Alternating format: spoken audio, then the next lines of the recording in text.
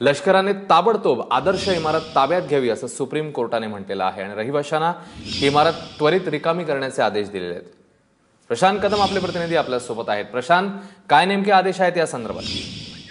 Ashwin, April महिन्यामध्ये एक हायकोर्टाने अतिशय धक्कादायक निर्णय दिलेला होता, ज्याच्यामध्ये आदेश दिलेले होते की आदर्श सोसायटी जी की लष्कराच्या जागेवरती इमारत उभी राहिलेली आहे आणि त्याच्यामध्ये अनेक गैरव्यवहार झालेले आहेत, तर ही इमारत पाडून टाकण्यात यावी अशा पद्धतीचे आदेश कोर्टाने दिलेले होते। आणि त्यानंतर आदर्श सोसायटीच्या रहिवाशांनी या निर्णयाच्या विरोधात सुप्रीम कोर्टात धाव घेतलेली होती आणि आज सुप्रीम कोर्टाचा जो निर्णय आलेला आहे त्याच्यामध्ये इमारत पाडण्यासंदर्भाचे निर्देश नाहीयेत, मात्र एका आठवड्याच्या मुदतीमध्ये ही इमारत जी आहे ती पूर्णपणे ताब्यात घेतली जावी।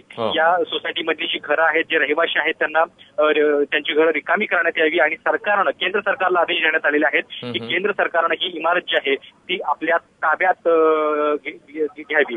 दुसरीकडे आदर्श सोसायटीच्या वतीनं ज्या वारंवार याचिका दाखल करण्यात येत होत्या त्या संदर्भात देखील सुप्रीम कोर्टानं म्हटलेलं आहे की आता या संदर्भात मध्ये आम्ही तुमचं अधिक म्हणणं किंवा बाजू आता ऐकणार नाही। त्यामुळे एकीकडे डिमॉलिशन जे आहे ते थांबवतानाच कोर्टानं आदर्श सोसायटीचे जे याचिकाकर्ते आहेत त्यांना देखील फटकारलेलं आहे आणि अवघ्या एका आठवड्यामध्ये आता ही बिल्डिंग जी आहे ती रिकामी होणार आणि ती केंद्र सरकारच्या ताब्यात कशा पद्धतीने जाणार याकडे आता सगळ्यांचं लक्ष आहे।